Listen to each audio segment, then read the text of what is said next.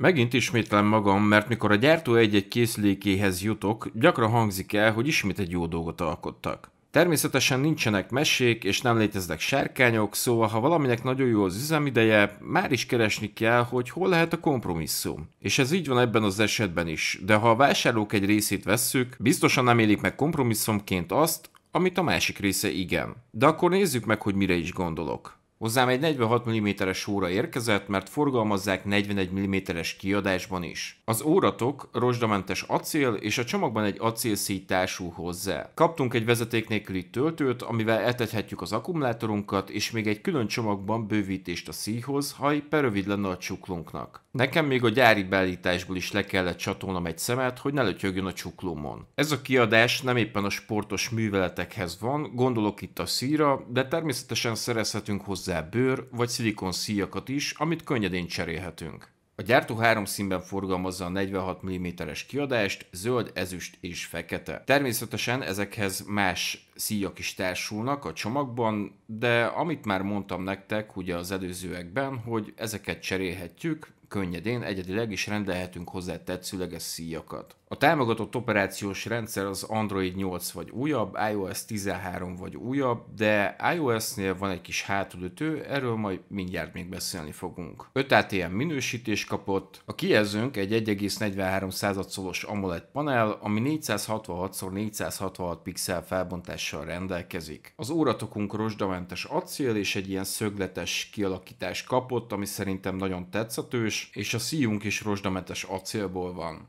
Kaptunk gyorsulásmérőt, giroszkópot, magnetométert, optikai szívritmusszenzort, barométert és hőmérsékletszenzort is. 2 darab fizikai gombunk van egy alaphelyzeti gombunk, ugye forgó koronával ellátva, és alatta egy programozható funkció gomb. Van benne NFC, fizetésre nálunk nem alkalmas, a Bluetooth modul az 5.2-es, a GPS az kétsávos, 5 rendszerű, és nagyon jó az útontartása, nagyon jó a pozícionálása. Az óránkban van hangszóró és van mikrofon, ez annyit jelent, hogy természetesen tudunk rajta hívásokat bonyolítani, nagyon jó a minősége a hangszórónak és a mikrofonnak is, természetesen itt teljes mértékben a hívás minősége az nagyban függ a kültéri zajoktól, szóval hogyha metrón közlekedsz vagy hasonló területen, akkor nem éppen jó a minőség, de hogyha mondjuk otthon vagy egy szobában és nincs kezedben a telefon, akkor egy nagyon jó minőségű hanghívást lehet lebonyolítani. Az óra tömege körülbelül 48 g szín nélkül, szóval teljesen átlagosnak mondható a tömege is.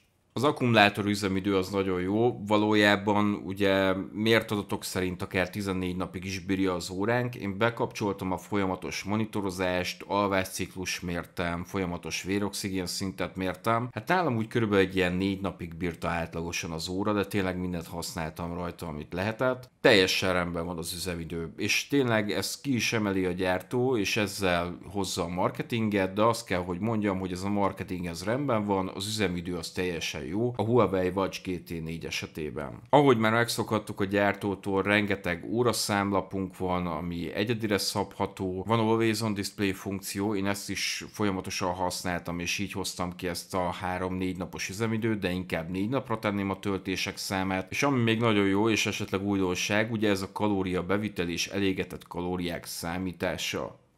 Amiről már beszéltem az elején, hogy iOS-szel van egy kis probléma, itt 2 dolog, amire figyelned kell, hogyha esetleg erre az órára esne a választásod, és iPhone-nal rendelkezel. Az egyik eset az, hogy amikor értesítéseket kapsz, mondjuk Messengeren keresztül, akkor nem tudsz rá válaszolni az óráról, csak előre definiált üzenetekkel, de iOS-en ez sem fog működni. Amennyiben az órával esetleg elmennél mondjuk futni egy kört, és zenéket töltenél az órára, hogy offline tud hallgatni, esetleg egy Bluetooth fülesen keresztül, akkor ezt a Huawei egészség alkalmazáson keresztül megteheted, hogy zenéket szinkronizálsz az órádra, de iOS-en ez sem fog működni. Szóval ezt tartsátok szem előtt, hogyha esetleg ezt az órát nézitek ki magatoknak.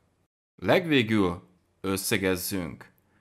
A Huawei Watch GT4 egy nagyon elegáns és nagyon jó kivitelezett óra lett, ami hosszú üzemidővel egy jó társad lehet. Több mint 100 sport tevékenységet támogat, és van benne automatikus tevékenység felismerés is. Bosszantó hibával nem találkoztam, szóval egyszerűen mondva, ami benne van, az úgy működik, ahogy kell. Ami számomra hiányzott, az a kedvencek az órában, aminek a száma véges, és nem pakolhatok ki annyi információt, amennyit szerettem volna. Az üzenetekre előre definiált válaszok vannak, szóval nincs egyéni válasz lehetőség, de én ezt jelenleg sem használom az órámon. Ami talán fájó pont, hogy az értesítések nincsenek szinkronban az órával. Ha törlök valamit az órán, az a telefonon ott marad, és ha a telefonon törlök valamit, az az órán szintén ott marad, pedig a kapcsolat folyamatos a két eszköz között. A párosítás, beüzemelés egyszerű és stabilan működik. Aki ismeri a gyártó óráit, nem fog benne csalódni, egy jó megjelenésű hobbi sportokos óra hosszú üzemidővel. Én Tomi voltam, ha tetszett a videó, ne felejts el feliratkozni a csatornánkra, és ne felejts el egy lájkot nyomni, sziasztok!